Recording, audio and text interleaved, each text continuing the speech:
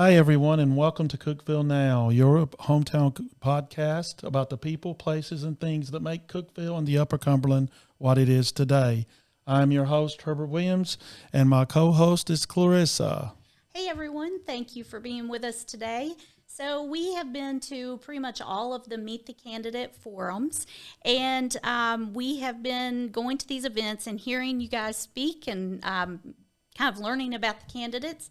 And we felt like it would be a good idea to invite everyone in, and we have all of the candidates coming in, and we're able to hear everyone with all of the same questions, because we've had a lot of good questions, and everybody's done a great job, but we're interested in hearing how everybody answers the same question. So we're trying to keep this on a time frame that's fair for everyone, and if you go over a little bit on one question, as long as our time frame stays within that 20 to 30 minutes, we're good to go. Mm-hmm. Okay, the first question, let's just jump right in. This is a question that everybody should get asked, to be honest. Why are you running for this office? Well, it may be important to introduce who I am first. Yeah, that's Yes. fine. Okay, Chad Gilbert, Yeah. and, running for city council, obviously. You mentioned part of what your program does is highlight what's unique and great about Cookeville. Exactly. And that's, in a nutshell, what I want to do. I've grown up here, went to high school, college, have worked here all my life. The why of why I want to help at a public service level, help steer some of our community, is to retain what's so special about that. And in a nutshell, that's the easy answer. You can go another layer deeper than that. I have family here. My kids have indicated they're going to stay here. They've started their careers here, and it's just a great town that I want to make sure that within the ability that I may have to have influence at a council level, we can help keep it growing. Mm-hmm. That's Great. good. And I apologize about that. It was probably supposed to have been the first thing you did was introduce yourself. And So we are it's- doing this unedited. Yeah, so it's Sure. Chad Gilbert running for his first term of city council, and he's I a messed he's a up local earlier, boy. so. He owns businesses here and stuff. So So let's jump into some questions. Sure. Transportation is what we chose as the first question for everyone, because we hear that in any circle wherever we're at. If we're at church, if we're out in a chamber event, if we're just at the grocery store, people are talking about transportation. It could be congestion, potholes, whatever it is, planning. What would you offer in that arena, and how would you improve that situation?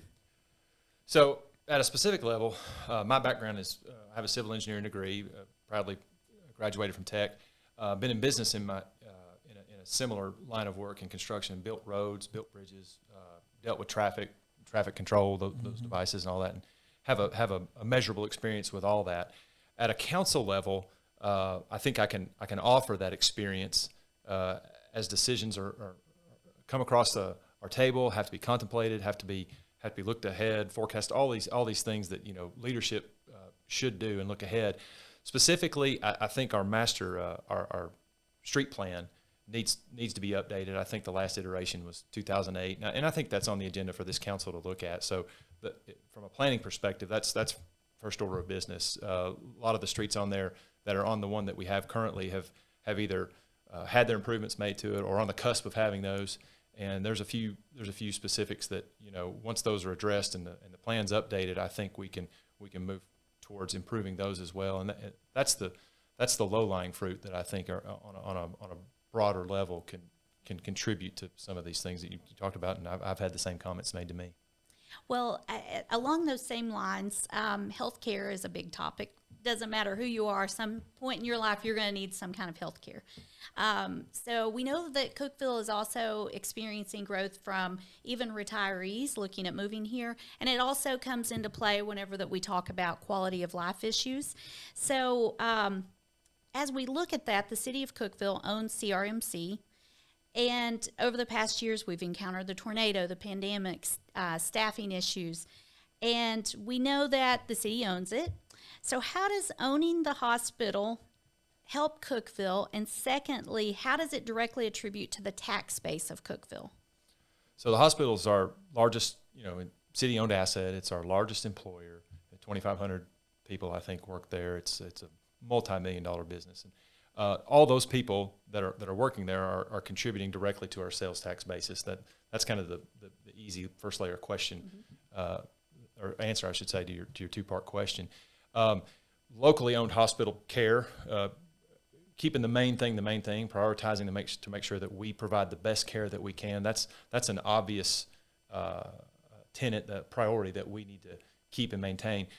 Recruiting those healthcare providers, that's where we really need to lean in to some of the efforts that have been done up till now. Follow up on that. Recruiting healthcare doctors is not easy. That's a issue everyone's dealing with. So we've got to make sure that we're competitive like that. At a council level, we need to make sure that we create an environment where those folks that are recruiting can do that successfully. Back to the tax base, there's a couple things that they do. I think everyone knows they contribute monetarily in lieu of, and they're a direct impact on that, and as well as the folks that work there and their spending. I would say that there are a lot of people that talk about that. We know that that tax base goes right into the growth.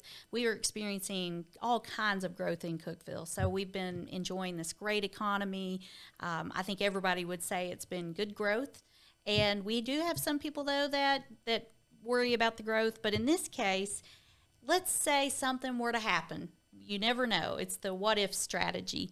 So if we're looking at that and you were faced with cuts, let's say the economy wasn't going as you would hope, and you had these choices, would you, 1, scale back services, 2, cut staff, or 3, increase taxes?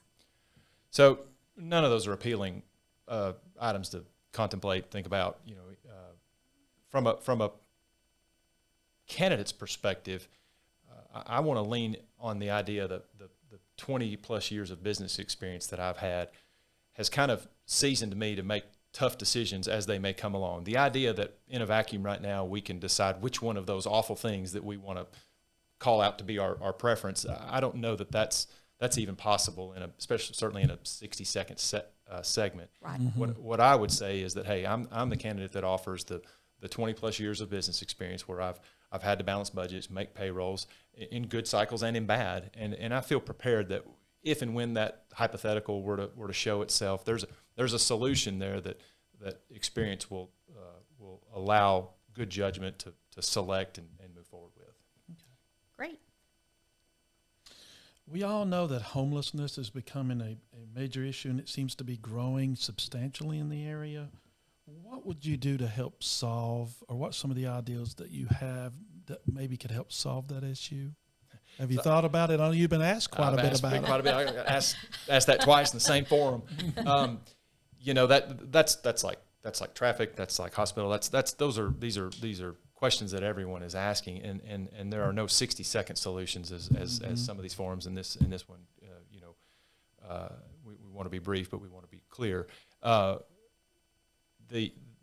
I've said it before. There's probably not anyone in this room or even in the audience who has not been a part of some effort, whether it be through a charity, whether it be through a community effort, a church, or anything like that. And I'm no different. My wife and I, we participate in those things, and that's for folks that need that hand up.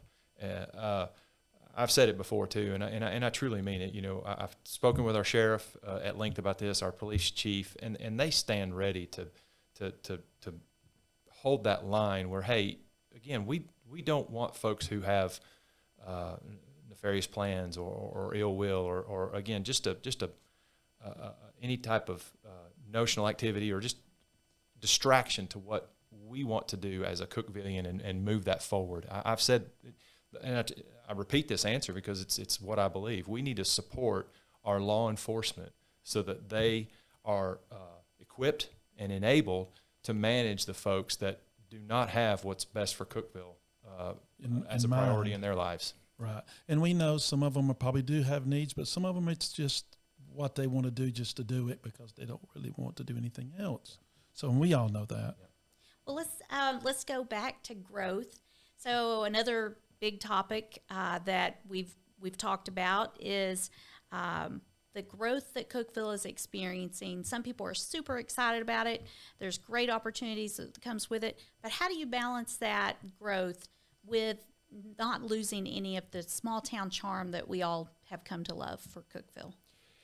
All the questions you've kind of touched on up till now contribute to that. It's everything from a local hospital that have decisions made locally to how do we deal with a homeless solution that may not have an immediate obvious binary solution to that right now.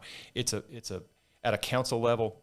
You could say we have our department heads. You can go right down the line. The planning department, which does an excellent job, and our codes department, which enforces our ordinances, but collectively as a council, one of the things we can do that I've been a part of in previous councils, but going forward, you can have roundtable discussions with folks that when you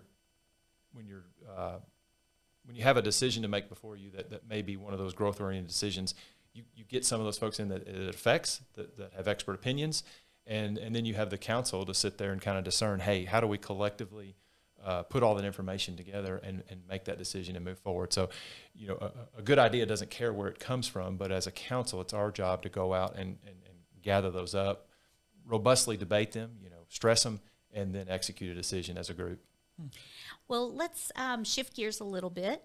So when Herbert and I started our company 7-8 years ago, the foundation of that was as a Christian-based company. That was the Christian principles in the background. Yeah, we built it on Christian principles and to us that's important. So. And I tell people I'm a fourth-generation Baptist preacher's daughter, so I grew up in church. I have friends that are atheist, agnostic. We agree to disagree all the time, but we're still civil. One of the things that we have heard repeatedly at the Meet the Candidates forums are people referencing their faith.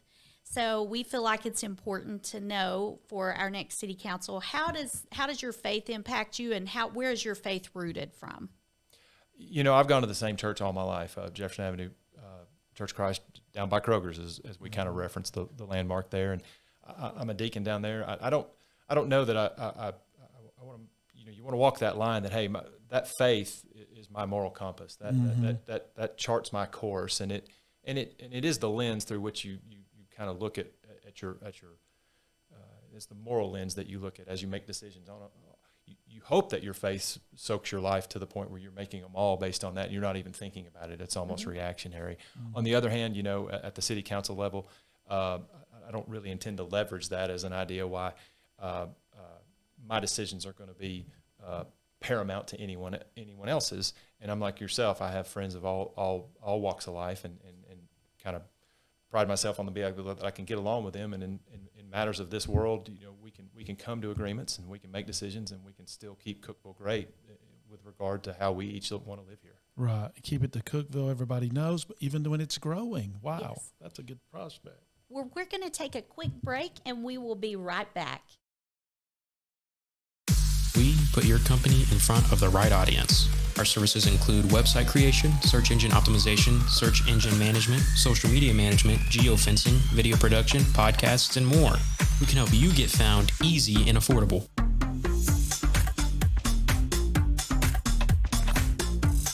We are your partner. We work with you as your team, giving you the best option for marketing. Stop by today, email us, or call us at 931-854-1313. Welcome back. So let's talk about the mayor's position. So we know right now the mayor's position typically has been chosen from the council with the person with the most votes. Do you believe that should continue, or do you think it should be a standalone position? I know that there's different things that you have to go through with the council voting and all those types of things, but it's typically the person with the most votes. How do you think that should move forward? In short, I really like our system. I've worked and engaged other towns through what I do that have different systems, and I think ours is the most balanced. I like a city manager run structure where the day-to-day is run by a city manager. That also gives continuity between elected bodies that are likely to turn over every 4 to 8 years significantly. That city manager connecting those one to the next really keeps disruption to a minimum while you have this. And I like the city manager position from the fact that he's just not under political pressure to make routine decisions that he will make just clear with a little more clarity without that. I also like the fact that we kind of have, well, we have 5 equal votes on a more global steering level, if you will, just for lack of better terms, where they're looking at a bigger picture, and they do have some political pressure, on populist pressure. Hey, if you need to be accountable to the folks that sent you in there, and if you kind of mess that up, then they're gonna vote that way, and that puts an appropriate amount of attention and pressure, or whatever you want to call it, at that level, so that they can make those bigger decisions, and then the guys at the city manager level and the admin level can go execute. Well, that's true. You often hear people say, "I wish we had that in Cookeville," whether it be a Target or whatever it is. Is there something you would like to see, or your wife would like to see in Cookeville? I won't speak for her, but again, I've thought about things like that, but from a councilman's perspective, our job is to create an environment that will allow a framework where it's attractive for folks to bring the things that we want, whatever that is. For us to, at a council level, to handpick those or even to wish list those, personally, you could, like you said, you could pick your favorite department store, but I think at a council level, it's important that through planning, through deliberate infrastructure tactics, through growth management, we create the environment where it's an obvious choice to come here for the things that most people prefer, and then all of a sudden, organically, you've got the city council and the free market working together. What does your family think about you choosing to run at this point? All 3 of my kids are effectively out of the house. I've got one who's come back for the summer term. I guess he's not in school. He's going to go be a sophomore at college. I have 2 that have graduated college, and they've already started their careers, so they're out and gone. But it's, in terms of just the campaign, it's been a family affair. We're pretty close, and even my parents, they haven't missed one of the events. So we're close-knit, where we really support any decision that any of us make, and we really kind of rally around it and try and help. And it's been no different, campaigning, knocking doors, talking to folks. They've been at every event. We've knocked about 2,000 doors, and they've been a big part of that. And I think they've enjoyed it, and we've enjoyed that experience together, as we do most things that we do together. So we're tight in that regard, where it really isn't one of those things that we have to have a huge, specific conversation about. It is when one of us wants to do something, and we're all kind of doers by nature. We're workers by nature. It almost feels natural. Okay, we're going to do that. We'll all jump in and we'll do it together. And that's kind of been the experience, which has been great. That's good. It's a family affair is always better. Well, we all know Cookeville has so many good things, and we've got favorite restaurants, and I'm a big proponent for anything small town, local. Local's always best. And there's lots of good restaurants here, lots of shops, lots of events. Any weekend, people can find me at Market on the Square or there's just lots of places that you can really enjoy and not have to go anywhere and do anything. If you were going to pick your favorite thing, place, something Cookeville, what would it be?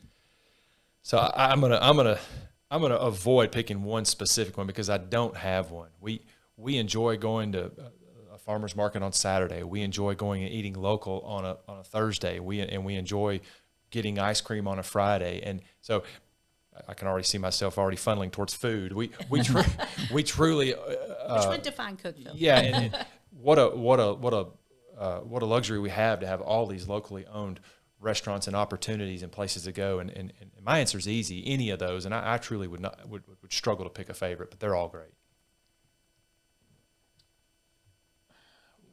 During your campaign and during the other forums, what is a question about something? It can be anything, an issue or something that you would like to have gotten a question. What would that be? What would you have liked to someone to ask you? So the civil engineer in me has actually probably had the experience where they have actually asked my preferred set of questions. Hey, because it's on everyone's mind. Road work, infrastructure, how are we going to manage that? Just like it was already a key topic of yours. I'm getting hit with those every day. And those are the ones that I feel like my education, my experience, and my business experience all culminate and come together with this skill set that uniquely positions me to deal with these things, whatever they are, whatever variation, whatever variable comes, whatever version they come across.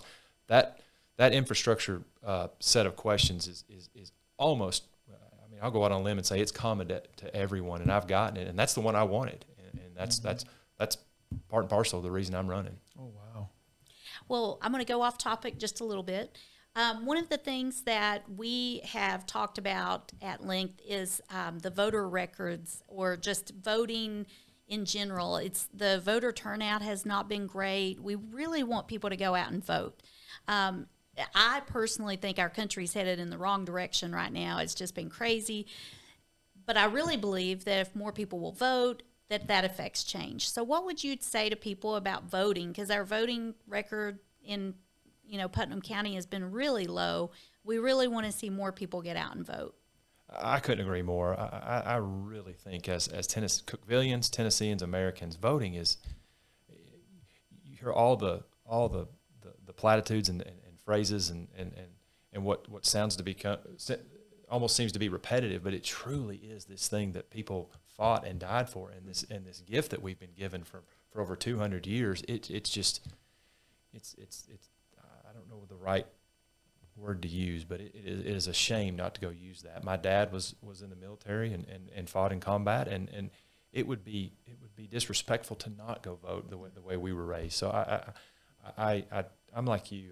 You want to implore people, please go use that gift that we've all been given. And we've got early voting going through June 30th and Election Day August 4th. So we want to encourage everybody to go vote. If you were to give yourself, your younger self, any advice looking back, what would it be? You in business or in life or whatever, you learn more from a bad deal than you do a good deal, and experience is what you get when things didn't work out the way you wanted them to. But you still come away with some learning experience, and in hindsight, looking back, that was the real value that I got from whether something that I endeavored in went good or did not. I might tell myself 20 years ago, hey, don't stress out that much. It's going to work out. If you had the ability to look ahead, you would certainly want to know that then. And looking back, you want to do that. But I wouldn't trade any of the experience that I've had, especially here in Cookeville. What a blessing, what a neat place to grow up in, to go all the way from grade school all the way to high school and tech. I count myself one of the lucky ones that wouldn't trade any of that experience for anything. And beyond that's part of the reason I'm running. Let's keep it going.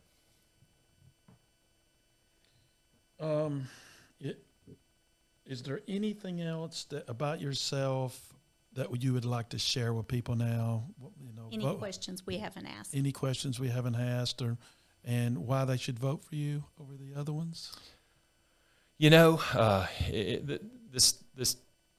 competition, this race, this campaign, we're all competing, but you're uniquely competing because you think you have something good to offer Cookeville, and you want to convince other folks that we've got a field of candidates here, and here's why I think I'm qualified, and you want to engage one-on-one with that voter and say, hey, I'm running a race to convince you that I have something that can help you, and I think my skill set, my work ethic, my experience, my engineering, all that balled up into one uniquely positions me to be an advocate for Cookeville, while I can still bring technical ability. I'm the only engineer in the field, or I'm the only guy that's been in business for this amount of time, whatever that may be.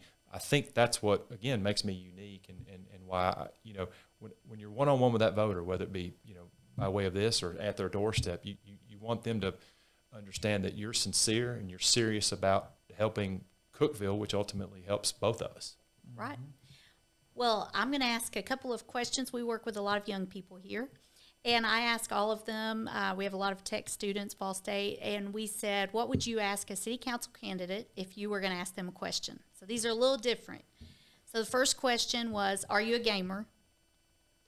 I always tease I have one son who his thumbs are always in gaming shape. My thumbs are not in gaming shape. I am not. I know enough about it to be dangerous. I know when one's going on the television, but I'm not a daily gamer. No, ma'am. So if you were picking a restaurant or you were going to go home and eat, would you choose to eat at home or would you choose to go out? Whatever my wife wants to do. That's a good question. We have that. We go back and forth. Yeah, good answer. And just to prove I can work with a committee, we usually come to a consensus, and it's usually right down the middle. I'll tell you this. I won't tell you where I ate last night, but this is how compromising. This is how compromise works at our house. We ordered our food, and then we got to the restaurant, and we changed our mind. We asked them, "Can we eat here?" And they said they were gracious enough and let us. So every day's a new day at our house.